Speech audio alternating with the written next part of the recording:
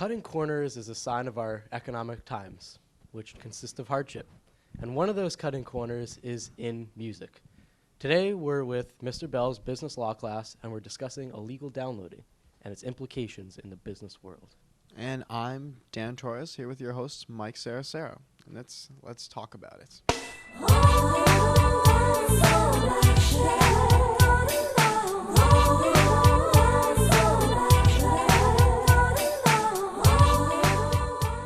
So how do you think that illegally downloading music hurts the music industry? I'm Mike Beck. I feel that it hurts the music industry because they're working hard and producing this music, and they're not getting paid for it with the illegal downloading sites that are used. Okay. So is anyone here really for or against illegally downloading? Is there anyone who has a strong opinion on either side of the issue? Well, I'm Jared, and I think I'm for and not for illegal downloading because it's free and it's a lot less money. But I mean, it is like unfair to some of the companies that make the music. But $1 a song is a lot of money. I mean, if you want 1,000 songs on your iPod, that's $1,000. It's a lot of money to spend on music. So I'm Alex Angstrom. Well, Dan, I think that when you think about it, the average CD is probably $10 to $15 and probably has upwards of 12 songs. So I think that legal downloading, kids just do it because it's available.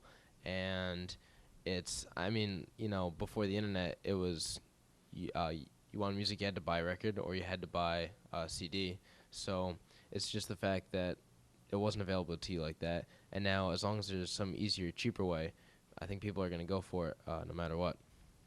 Not only is it the price of the music, but it's also the price that it takes to go get the music, because now we're looking at the price of gas that it takes to get to the store, which in this area we know it takes at least a gallon to get across the river to Newburgh, to Kingston, Poughkeepsie, anywhere of which we could obtain the music. So is there any free legal downloading at all? Does anyone know of that?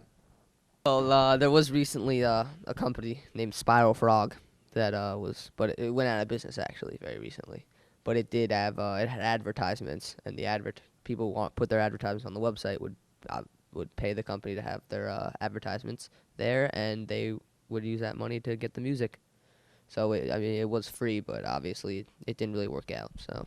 Okay, so we've talked a lot about some of the financial problems resulting from illegal downloading, but I think we're here to talk a little bit about some of the legal problems that arise from illegal downloading. So does anybody have any idea about the punishment for illegally downloading music or engaging in peer-to-peer file sharing and things like that? Fines are one of the ways that when they catch someone who's been illegally downloading. There's actually recently a story in the news about this girl. I believe she was in her 20s and 30s. She was in her 30s, and she was found illegally downloading, and she was actually fined over $200,000 in all these songs that she had. She had over 1,000 songs, and but the thing is, you could go to almost anyone's house in the world, and most people are illegally downloading. You could find anyone, so it's just a matter of who these companies are choosing to make an example of, which sometimes isn't fair. Sometimes it is fair. Recently, a lot of music companies have been deciding that it's costs too much money to bring up cases like what you discussed before. And it's horrible publicity. Hey, we're suing a 12-year-old. That doesn't look good. No one wants to do that. So they've started to drop these cases, and now they're actually looking into possibly taking away internet access, because a lot of times this music are coming from colleges as well, because they're off these servers. They're doing it when they're at school. What do you think about that prospect, that instead of suing these people, you take away your internet access? Do you think that would be more effective in stopping illegal downloading?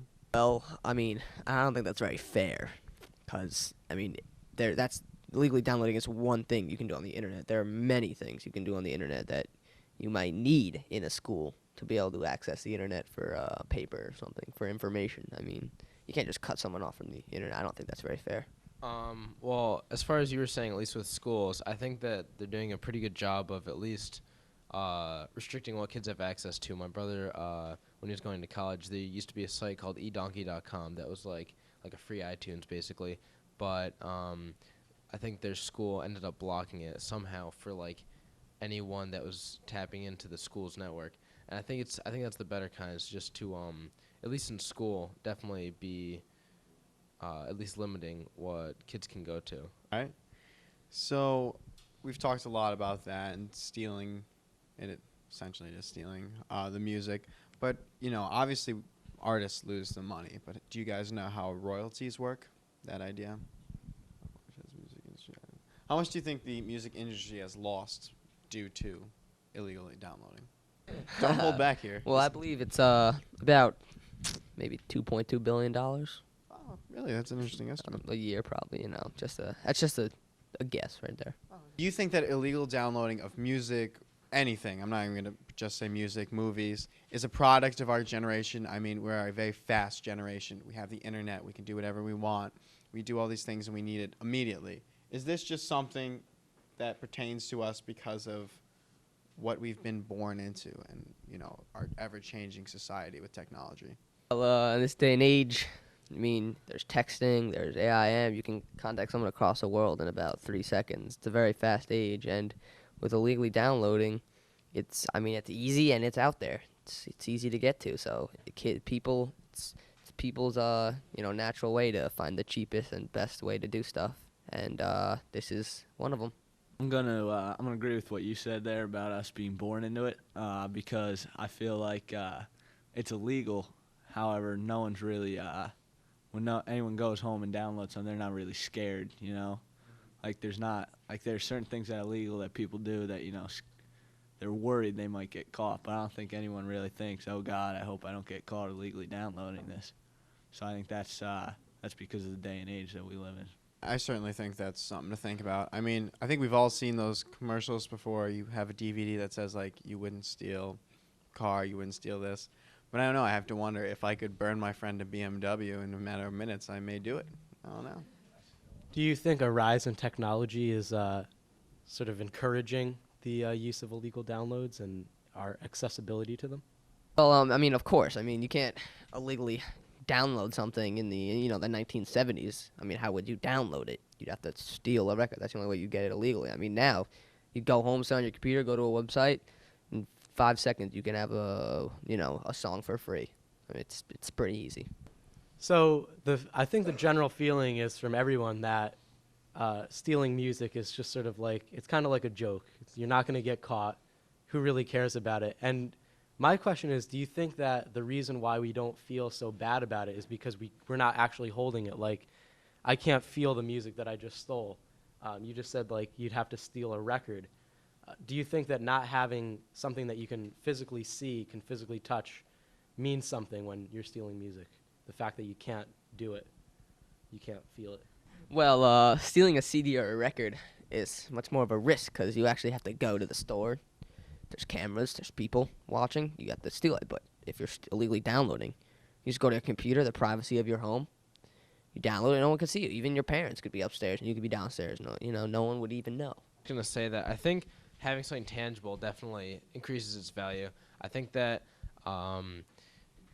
people, I have dial-up, and I usually, will ask for iTunes gift cards for, my birthday or something. So for me, it's really easy to just legally download, just go to iTunes, and it basically is free because people have given me money to do this. And, also it'll take me 10 minutes to download a song with dial-up. So I think that just having it so accessible, and because you can get it for free, makes people think, it decreases its value.